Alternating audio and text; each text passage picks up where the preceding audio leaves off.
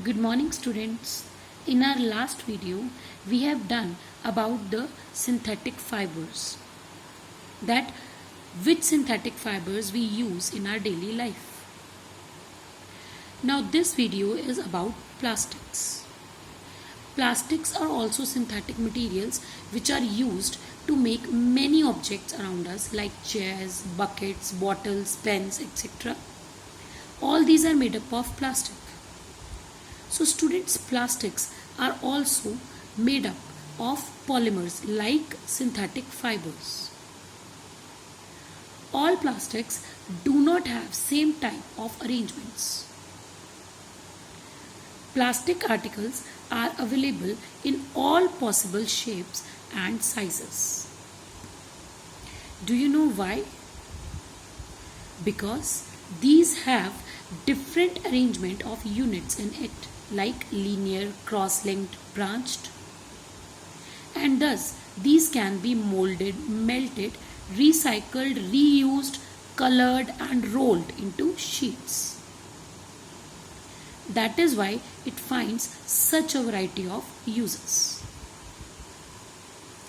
Now students, we have mainly two types of plastics. One is thermoplastic and the other is thermosetting plastic.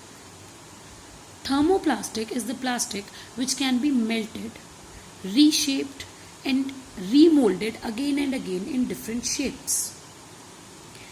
Thermosetting, on the other hand, are the plastics which cannot be remolded in different shape. They can be just molded once. And because they can't be melted again, so they can't be remolded. Now where these are used? These are used in making like the handles of utensils. So these are the main two types of plastics. Bakelite, melamine, these are poor conductors of heat and electricity. So these are used to make switches. Melamine is a versatile material.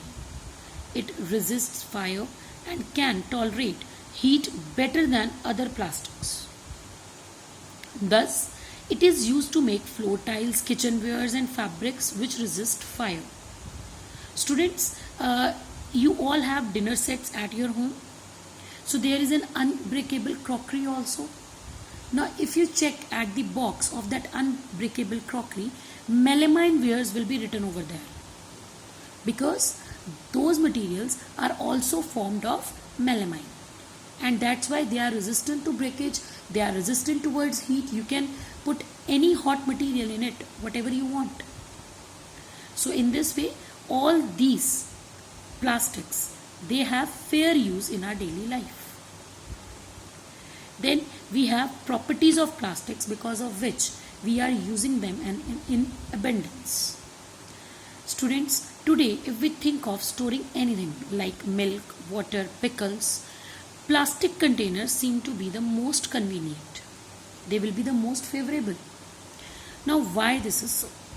This is because these are lightweight, have lower price, have good strength and are easy to handle. If we talk about specific properties, then plastics are non-reactive. Like metals, if you keep pickles in the metals, then the metals will get corroded. But the plastic container, it will not get corroded easily because it doesn't react with air and water. Then plastic is light, strong and durable. So they are used to make variety of household things. Plastics are poor conductors of heat and electricity. So they are used for making covering of wires, electrical switches, etc. Because we want that the things of which the switches are made, it should be shockproof. So as plastics are poor conductors, so they are used to make those. Now students, plastics, we have done many advantages of plastics, that why we are using it. But yes, plastics do have disadvantages with it also. It's not environmental friendly. It's not good for our environment. Plastics, out of their number of uses and properties, have major disadvantages. That is, they are not environment friendly because these are non biodegradable. That is, microorganisms cannot break down plastics. It is causing threat to our environment. Disposal of plastic is a major problem. Since plastic is used widely, it also creates piles of waste. Hence, we cannot get rid of waste plastic easily. Environmental friendly habits like reduce the use, reuse the already used plastic, try to recycle the plastic you have used, and recovery of plastic can help in saving the environment. So, students, to save our environment, we should say no to plastic whenever and wherever we can. Because if environment is there, we are there to survive. So thank you, students. Have a nice day.